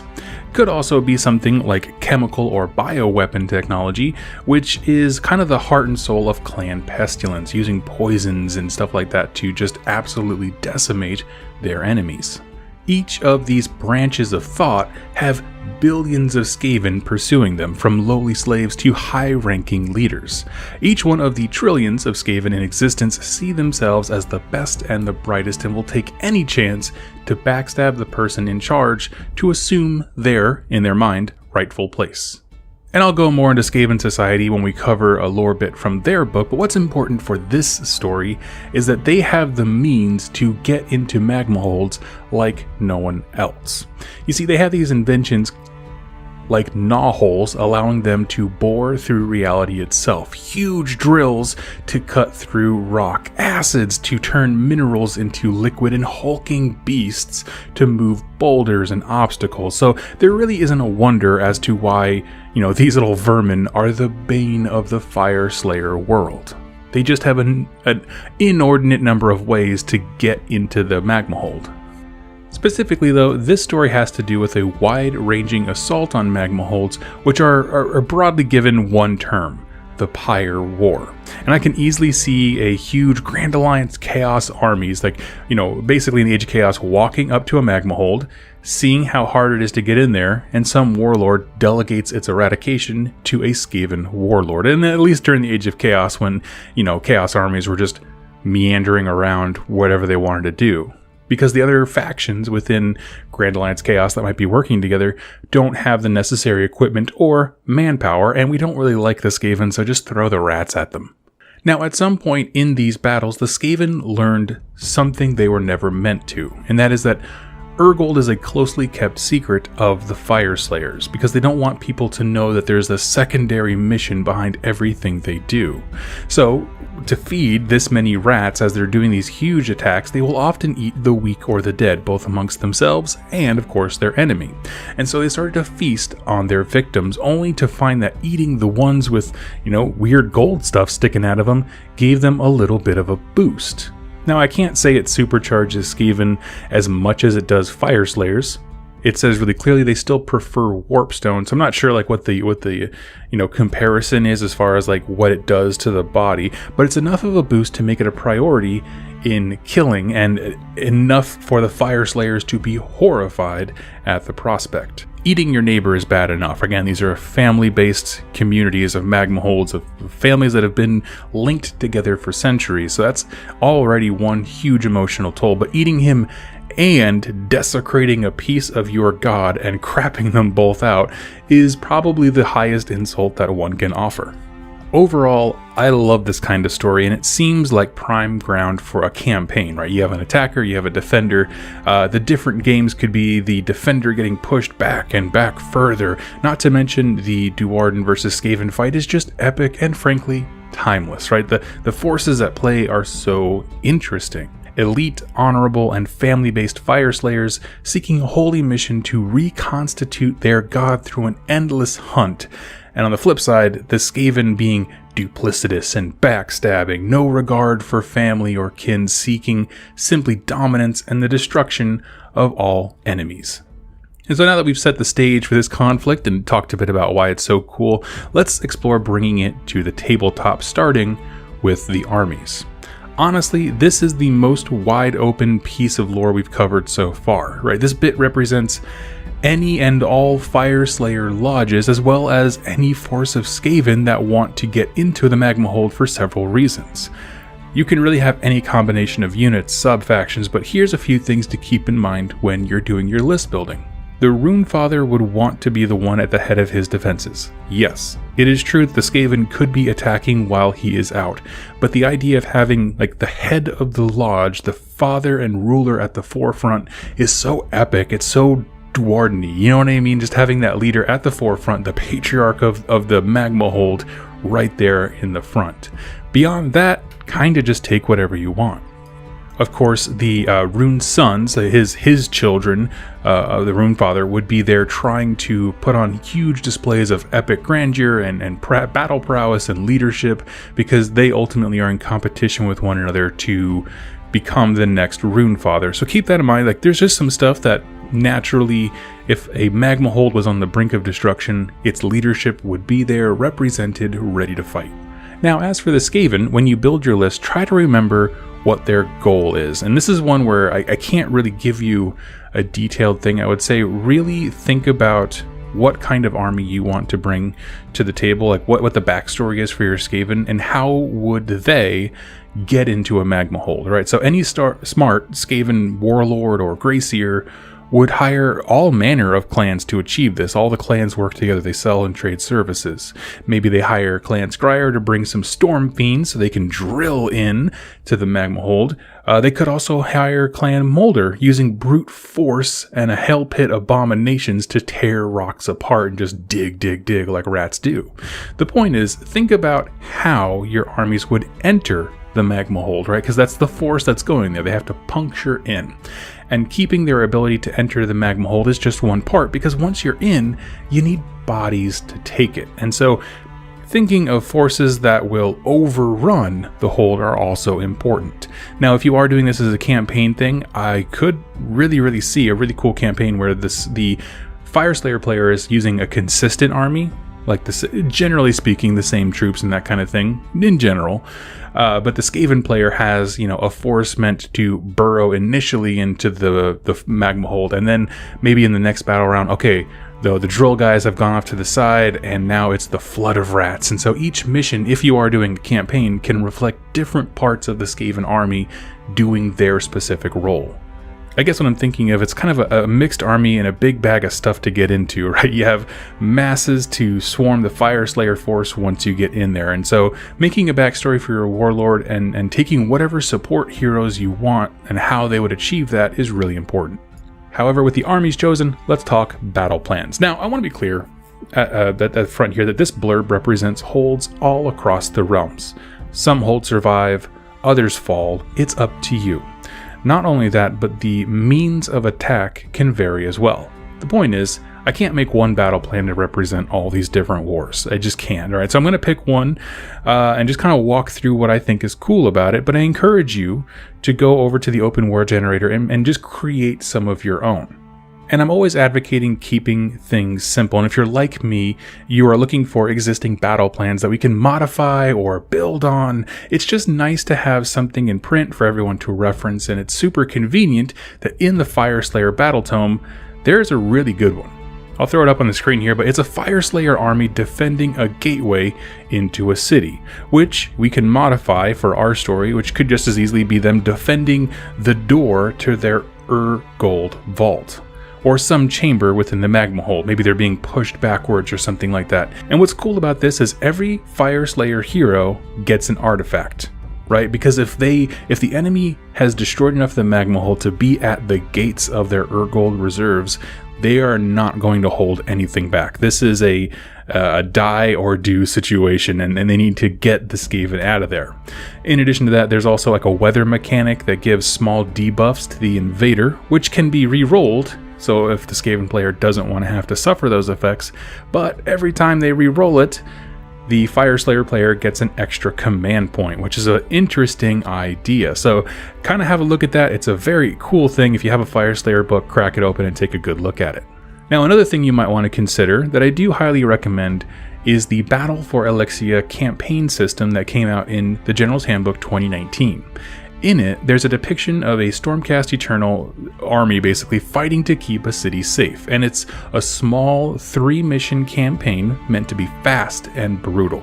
The narrative is super easy to adopt for our story today, as magma holds are, essentially the cities of the Fyreslayers, right? And there's not a massive difference there, and this mini campaign is of them getting pushed back, making desperate defenses and trying to survive. And these missions tend to be more symmetrical in their deployment, which might honestly help with some of the more, I'll say the less narrative players to kind of get in. For some reason, folks who don't normally play narrative gaming, when they see a asymmetrical mission, it kind of just puts a bad taste in their mouth. But symmetrical ones where they can really study the mission and understand how to achieve victory, that's something that really appeals to many players. And of course, like I said, you can make your own mission with the Open War Generator, which opens up hundreds of combinations if you have the 3 latest General Handbooks. And while I'm not going to attempt to go over all of the cool combinations, here are a few bolt-on rules from General's Handbook 2018 that might add a little bit of, narrative flavor. If you are doing a survival mission, meaning the Fyreslayer player has to, stay on the board for 5 turns or something like that, you could do sustained attack. Each time a unit, other than a hero or monster, is destroyed, place it to one side, and at the end of any of their following movement phases, the controlling player can roll a dice for each unit that has been placed to the side in this manner. On a 3-up, the unit being rolled for can be set up as a new unit anywhere wholly within their territory, wholly within 9 inches of their edge of the battlefield, and more than 9 inches from enemy models. And so this would be like the endless waves of Skaven keep coming and coming, and the Fyreslayers have to survive. Of course, you can make that one-sided, meaning only the Skaven player keeps regenerating, or you can do both sides, meaning the Fyreslayer reinforcements are trickling into the gate as well. There's also Tunnel Network. All terrain features have the Labyrinthian Tunnels scenery rule, see below, in addition to anything else they have. And what that rule basically is if a unit is wholly within 6 inches of a terrain feature with that rule, at the start of your movement phase, you can remove the unit from the battlefield and set it up wholly within 6 inches of another terrain feature with that rule outside 9 inches of the enemy. So basically, all the terrain features let you essentially teleport around to one another, and so this could be really used to affect or effectively to represent the caves and the tunnels of burrowing deep, either through the Skaven way, like of just literally burrowing through things, or just that the magma hold has all these little hidden networks and doors. And lastly, we have night fighting. Roll 4d6 at the start of each battle round to see how much light there is. The roll is the maximum distance in inches that models can see that round. Attacks, spells, and abilities that require one or more models to be visible to another cannot be made beyond this range. So, if you wanted to, honestly, if I was defending a magma hold, using darkness is just one more tool that you have an advantage to. Like, you can turn out the lights on your enemy, get in there, and be mean to them. And so that's one that, if you wanted to simulate that, that's a rule that exists, and I think it's kind of cool, especially because this is one that it is a blanket statement rule that affects both sides, but honestly, it's probably going to hurt the Skaven way more. Like, it's a defenders-oriented thing. Simply because Fyreslayers don't have nearly that much ranged stuff in their faction, whereas with the Skaven, they have quite a bit. They have, Jezzails and the warp lightning cannons and all that stuff. And all of these can be used in conjunction with open war generator stuff to make a compelling narrative, or of course you can always bolt these on to existing battle plans. That's the whole point of these small little rules that they put out. Now, as for general advice on making this battle plan from scratch or modifying one that exists, remember, it's a great way to tell a story by using deployment, right? The Fyreslayers defending something or some place just fits right in. This extends to the placement of gnaw holes and the magmic forge. Not every specific mission may use them thematically. Just walk through the story you want to tell with your opponent and your friend and agree on what would make sense in this particular narrative you guys are trying to do. And so, friends, I'm going to wrap it up there. Let me know your thoughts down below. How would you recreate the epic siege of a magma hold? Because it's supposed to be this colossal structure that is made to have all kinds of traps and defenses and that kind of thing. It would probably be a very epic fight. In fact, I would love to see a Wrath of the Everchosen, like a short, contained campaign narrative that was either a city under siege or something like that, where we can modify rules to create this kind of thing. I would love to see it. I really would like to see straight up a Fyreslayer versus Skaven or Gloomspite gets all, their traditional enemies they had in the old world, and explore that in more detail. So let me know what you think in the comments down below. Thank you all so much for watching and listening, and I'll catch you in my next Age of Sigmar video. Happy war. Welcome, Wargamers, to the fiery retributions of the mortal realms, because today we're talking about a pretty epic character that has been long requested here on the channel, and that is, of course, Gotrek Gunnarsson. A really important character for the real-world development of Black Library as a writing studio and its history, but also because this is everyone's favorite cranky dwarf from the old world. Now, initially I was asked to cover Gotrek when his model first came out, but the truth is he didn't have a lot of Age of Sigmar based content, and the sheer number of books and how hard they were to find and source made it kind of just a little bit intimidating to do a Gotrek video. However, now there's a fair number of books with him in the setting. His story, his arc, his struggles have been really articulated well through various novels, and I've been wanting to see what they did with an old world character. Right, is this nostalgia bait, or is this more of a long-term perspective in the mortal realms? And I'm happy to say he's definitely the latter. Gotrek's travels take him from an eternal hell of fighting in the realms of chaos to the fiery plains of Akshi to Shyish and all places in between, fighting everything from Gits to Skaven, Flesh-Eater Courts, Deepkin.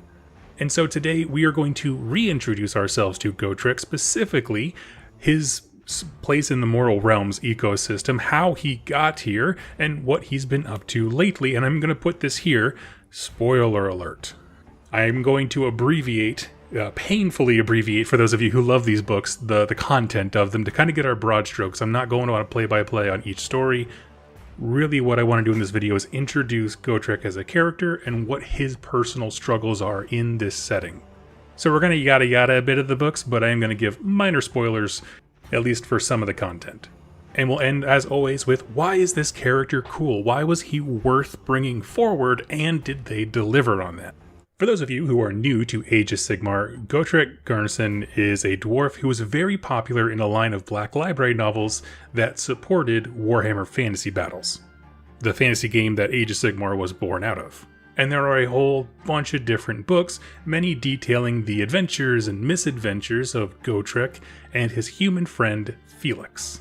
Gotrek himself was a dwarven slayer, an old world dwarf fighter that had taken an oath to die in battle. He was just going to keep fighting until he no longer could. So the book series is him traveling around trying to basically do that, but making the world a better place as he does. Better might be a strong word. Slightly safer because he killed everyone who could hold a weapon against him. But he's a good character with good motivations, but he has that very dwarven outlook, which has always made him a very captivating character into understanding that faction. Making them a bit more alien, but also understandable. Now, I understand that that is a huge simplification of the awesome stories that were written. I've read like 2 of the old world ones, and they're great. But I couldn't find all of them, and Gotrek doesn't have that nostalgia factor for me. So in the comments below, if you can shed more insight into why these books are so excellent, which ones are still worth reading or that you really love, please place them down below. I always pin the most helpful comments, and so people wanting to learn more about Gotrek in the old world, please help us. I rely on this awesome community to help me out with fantasy battle stuff because, quite frankly, I missed a lot of it. But let's talk about this character in the context of Age of Sigmar. The bulk of information about Gotrek arriving in the mortal realms is in the book Realmslayer, which I listened to in audio drama form. I can highly recommend this book for sure. So what do we learn about his, new origins? We'll call it his new origin. There we go. Gotrek is found in the Realm of Fire by a local Fyreslayer hold, Karag Unbak. And he basically meanders out of a realm gate, and those Fyreslayers assume he's a drunk dispossessed, that maybe he had gotten drunk in some city and just kind of wandered around. He's not branded like a Fyreslayer, even though he's built like one. Who is this random drunk dwarf meandering around, and how has he not died? So that's what they see. From Gotrek's perspective, he was actually consumed into the realm of chaos in the old world when the end times happened and it was all collapsing. He has been fighting in that realm of chaos for eons because time moves so differently for him. How he wasn't corrupted in form or anything like that, I have no idea. But he's been hacking and slashing his way. I mean, from his perspective, probably for a couple months to a couple years, and doesn't realize the eons that have passed as he got coughed out. He doesn't have a good point of reference for time. And when he comes out of the realm gate, he assumes he's looking around this weird place that has a fire theme. He's like, oh, this must be like an illusion or a trick. And he sees the Fyreslayers, and he's like, those are crappy copies of dwarves. And so he thinks the Chaos Gods are pulling a trick on him. So they think he's a drunk who's crazy, and he thinks he's in a different universe. So they're both kind of right. And they get into a brawl over it, which makes perfect sense for dwarves and the way they resolve things. And Gotrek at this point is not the powerhouse that we see him in his miniature game form. He's exceptionally strong, but that's about it. And after he gets doused with some of the fire pikes that the Fyreslayer have, they pin him in place, essentially, and that's how they're able to take him prisoner. Now, as I mentioned before, I'm not going to do a detailed breakdown of the rest of these books. This is meant to showcase some of his adventures and also the reoccurring themes that we're going to address. So after he is introduced in Realmslayer, the book goes on to end with Gotrek embedding the master rune of that Fyreslayer hold into his own chest. It has a big image of Grimnir upon it, and so it morphs into that. It fuses into his heart, and he essentially becomes the Super Saiyan of all Fyreslayers, even though he does not identify as one. And he doesn't worship Grimnir or anything like that. And not only was this a very well-written story, it was very enjoyable from start to end. It molds the shape of Grimnir and Gotrek into a character that establishes him in the mortal realms with this demigod-like power to make him fit into the power curve. You know, you'll have some characters that get brought back from the old world, and you're like, how did they get here? And why are they able to go toe-to-toe with what is supposed to be the god of death? Or, you know, something like that, whether it's Alariel or Gash, whatever these deity characters are.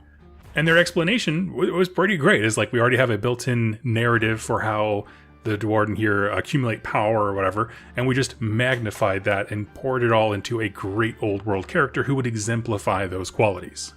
So as far as like bringing characters back and having them fit into the overall strength level of things, I felt like that was a pretty compelling story, because that Master Rune is what makes him the Gotrek that we know on the tabletop. But what's also important in Realmslayer is it introduces discussions that never go away for the rest of Gotrek's books. And I love these. The first question being, who is Gotrek in relation to Grimnir? For Gotrek, there's no question. He's just a different person. For the Fyreslayers, they see him as the physical manifestation of their god. They don't call him Grimnir necessarily, or not all of them universally bow before him or anything, but they see him as divine because they're looking at him through a religious lens. Right, all the power, all the fire, that master rune, they're just in awe. They have no other context in their worldview for this. And Gotrek's like, no, I'm not a god. Please leave me alone. I'm going to walk away now, kind of a thing. But it's a question that he is relentlessly pursued by, because he can say all he wants, I'm just a different person. But every time he stares down, there's a giant icon of Grimnir bolted to his heart. And for that, Realmslayer is a great intro and setup for the character, including a proxy for his buddy, Felix, who disappeared during the Old World, with an elf named Malineth, I believe is how it's pronounced, and she has a cool story of her own. Next up, I want to talk about Ghoul Slayer, one other adventure that Gotrek has been on, and essentially he is hunting for villains he knew in the Old World that have also come over, specifically Nagash. Once he realized, I'm not the only person that made it this far, and I'm not the only one who's taken on a new level of power, wiping away the old world characters who were evil and then giving this world to the new characters, meaning the people who have populated the mortal realms, kind of became his goal, which I kind of admire in a sense. So yeah, he knew Nagash was the big bad evil during the end times. He's like, where is this guy? We gotta go find him. And this book, Ghoulslayer, happens shortly after the Necroquake. It takes place in Shyish as Nagash's armies are charging out and claiming cities all over the place. We saw this in the, Josh Reynolds' book Soul Wars. They're just attacking every city they could find. And so, Gotrek shows up looking for Nagash. I hear dead stuff's going on around here. Where is he at? And he's pointed towards the war front, and surely he's there. Also, a side note in this story that I loved is there's a carriage and overlord ship that they used to get from point A to point B that had no gas in it. So they used Gotrek and his rune as a car battery, that's the way that I'm going to pare it down. I loved it. It was a great scene. And the gang, meaning the coterie of people that are surrounding Gotrek, at this point shows up. They encounter a Flesh Eater Court's army instead of Nagash himself. They defeat it, save the day, and there's a lot of great introspection and discussion about Gotrek's character in Shyish, as there are instances of him speaking with characters from the old world. He's able to find the spirits of old dwarves and commune with them. And this is really where we get the emotional core of the story, is these discussions he has with old world dwarves from afar. It's the closest thing to, I guess, closure from the old world, and that was just meaningful to him as a character. Eventually seeing the size and just the sheer scale of the Necroquake, and that there's just a lot of people who need help, he puts aside his hunting of Nagash and just tries to go around and help people. But first, he wants his axe. And there's a great novella called The Bone Desert that was about that very thing. Here's the short of it. He gets the axe. There's not much to it, but I really did enjoy it. I talked about it. This is one of those first wave of novellas that Games Workshop did a while back. I think they only did like 2 or 3 waves of those. But it was a good read. And then we move into Gitslayer, which is very much the same in terms of it's an adventure that calls Gotrek and Malanath in this time to fight the Gloomspite Gits and serves to deepen the character connection between them, which I really did enjoy. And this book I like because it's just great insight into Gotrek as not only the main character, but also the Gloomspite Gits, who I think often get overlooked during their novels. I loved Gloomspite. And another Black Library novel about them is awesome. But I will say, this one beats out Gloomspite with a solid depiction. If you want a Gloomspite Gits army in action. So like to visualize that, Gloomspite is very much just a Doom comes to this town kind of a thing. Whereas I felt like Gitslayer, it's more like army versus army that we like to read about to imagine on the tabletop. You just see them acting like goblins, which is fun. But the real overarching character development here, I would say personally, is that Gotrek begins to open up to other characters in this new setting. And next up is Soul Slayer, which features Gotrek and a Fyreslayer lodge marching out to go fight some Deepkin. Well, they at least eventually end up fighting some Deepkin, who are attracted to the immensely powerful soul that Gotrek has. And this is where I think there's a lot of good discussion in the book about Gotrek in the context of Grimnir here. Like, if I lose myself, will Grimnir take over? What is the nature of the self then? And so those are his appearances in the Mortal Realms, but let's end this discussion as we always do with why is this cool? Why is Gotrek such an important and impressive character to write so many books in the old world and then bring him forward with at least a few awesome novels? Well, while these stories that I gave here were not full synopsis, and you absolutely should read them all for yourselves because they're quite enjoyable, Bone Desert being the one that's so small, give it a pass if you don't already have it. But I wanted to showcase him because he is a character whose one perspective covers so much of the Mortal Realms, and he touches so much of it. But what I mean is, he's so well traveled that we see discussions about the nature of death and the soul in Shyish.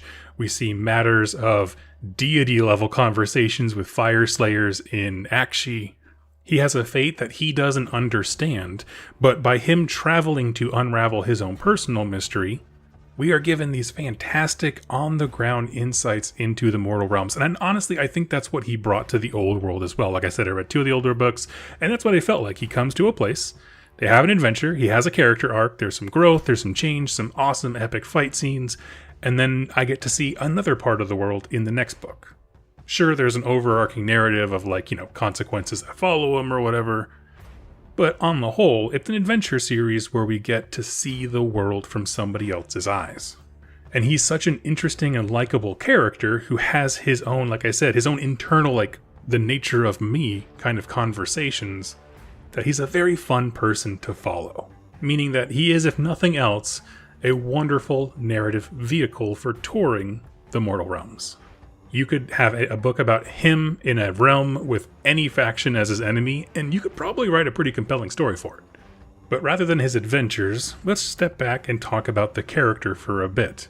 He is also, of course, an analog for anyone who was pushed away from Fantasy Battles, or Games Workshop rather, by the launch of Age of Sigmar, and is trying to come back and understand it. And that's something I think the writer Darius Hinks, who has predominantly done the Gotrek work here, he knew. His interactions with the Mortal Realms are as someone who doesn't understand them, which makes his perspective important both for new people, because he experiences the world, like I said, on a ground level for us, but also validates some of those feelings where it's like, we used to call ourselves dwarves, we don't say dwarden. Kind of tongue-in-cheek stuff. So it's a great character for that reason as well. I love the struggle of identity that Gotrek faces. I covered this in the Stormcast Eternals video, just the idea of what is the nature of the self. What do the memories and lessons of a dead world matter here? What are my core values? Who can I trust? Who should I hunt or fight? And you level on top of that all the side characters whose perspectives also tell us about Gotrek. Some worship him as a deity, or at least the emblem of one. Some want to use him to further their own aims, kill him, take the rune.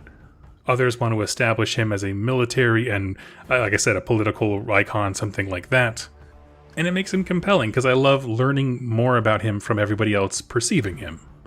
And I do like that they added him pretty high to the power curve, meaning like he is head and shoulders stronger than any other dwarf alive.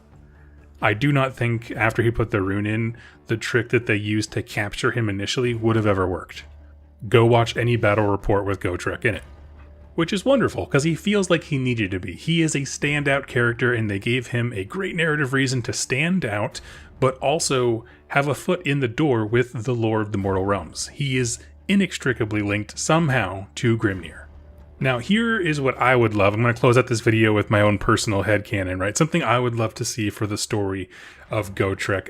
A character that I learned about in the Old World that I was told to read on, and I did, was Malice Darkblade, an Old World Dark Elf who had like a demon mode that he could unleash. I want something like that, but for Grimnir. That dual nature personality wrestling with the spirit of Grimnir, where maybe he goes like into a blackout and becomes the actual avatar wreathed in flame. Give the Fyreslayers a version of Gotrek that is all flame like the Grimnir art, and just say it's like the avatar, kind of like we have the avatar of Cain or whatever, and that it cannot be included in an army with Gotrek. And I think all of those things could be used to make some very clever and crafty fight scenes, which these books really do deliver on well. And it really has conveyed the awe and spectacle that the Fyreslayers see when they look at Gotrek. So friends, those are my thoughts on Gotrek Gurnison here in the Mortal Realms. I would love to hear yours. Like I said, if you have recommendations for Old World books, please leave them down below, as I would love to read them. Thank you so much for watching and listening, and I will catch you next time. Happy Wargaming. Welcome, Wargamers, to the flourishing job markets of the Mortal Realms, because today we are talking about the most mercenary of the mercenary bunch. That is, of course, the Greybeards of the Fyreslayers, a specific subfaction of the Fyreslayers. We're going to go into what makes them unique, the black stains upon their honor, that start off with a exemplary battle from their lore book. And then we're going to move into kind of the greater lore section of the Greybeard, because I feel like their tone is a bit more it's kind of changed since the last battle tome, so I want to talk about that. And then we'll end the video, as always, talking about why is this faction so cool. The Greybeards are a lot of fun, and they're actually my favorite of all of the various Fyreslayer lodges, because they bring such a dark aspect while still being heroic. We'll get into it here. Now let's start off with our exemplary battle, if we can call it that. There's an asterisk on that one, and this is from the Fyreslayers battle tome called Pacts of Dishonor. For context, this is within the Age of Chaos. As war erupts across the realms, rumors swirl that some opportunistic lodges, most notably the Kangan of Ulgu and the Greybeard, have accepted the gift of Chaos Paymasters.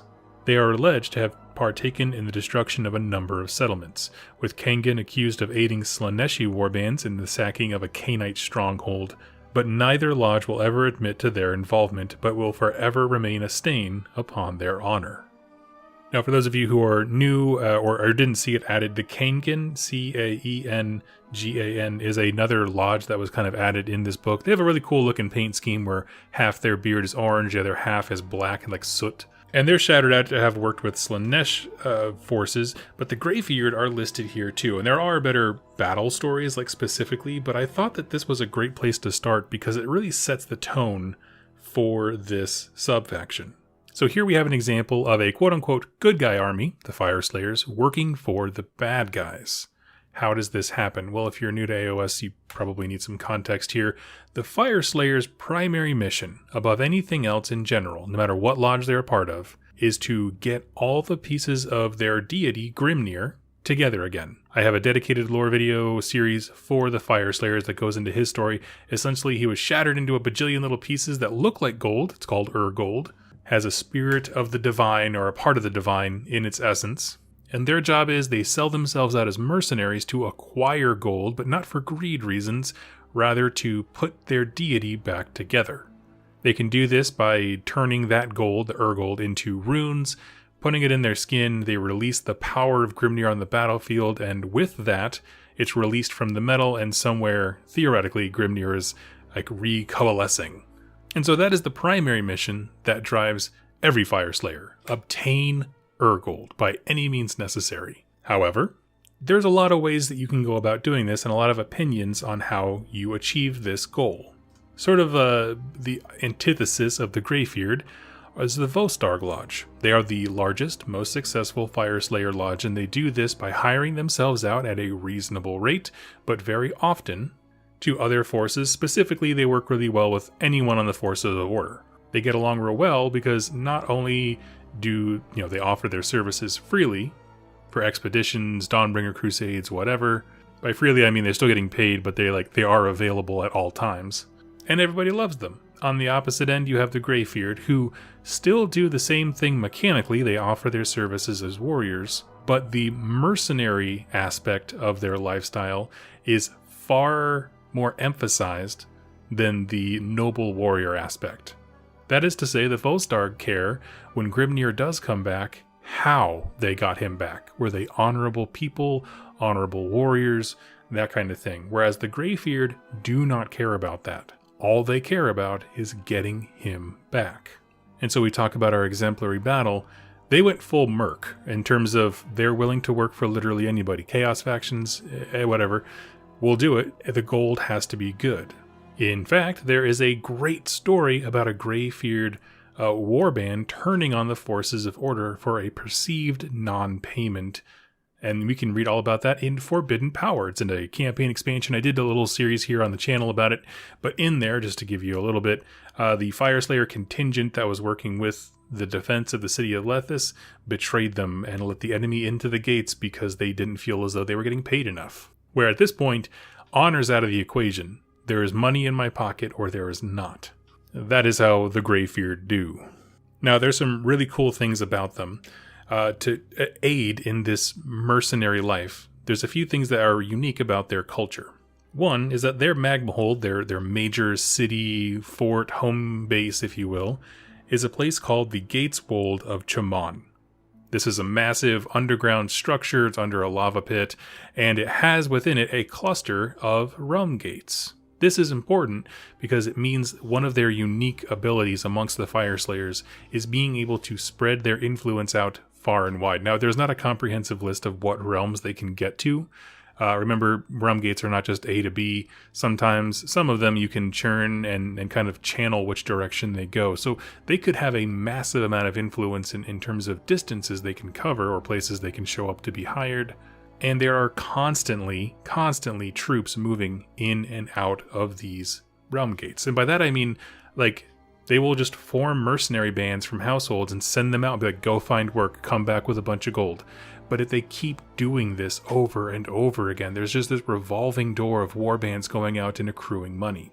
In fact, for being such a... It's much smaller in size compared to Vostarg in terms of actual land that they have carved out for themselves, but they're almost on par money-wise, which is huge. So a Greyfeared warband will leave the Gateswold, they'll go out and let's say they stumble upon a town that's in need of defenders. One of the Dawnbringer crusades, whatever plot device you want them to attach to. They are exceptionally harsh when it comes to the terms of their hire. They have exorbitant costs and prices because they know your desperation. They are shrewd, take advantage of every single thing. Again, the mission is gold. That's all we want to do. They're super brisk, they're hard to negotiate with, and what's funny is their book points out that where most other lodges would have caveats, things that they won't kill, we're not going to go and burn all the old folks' homes and kill all the babies, and they're not out there for bloodlust. The Fyreslayers just want to fight army to army and then let the rest of the whoever hire them deal with the hard questions, if you will.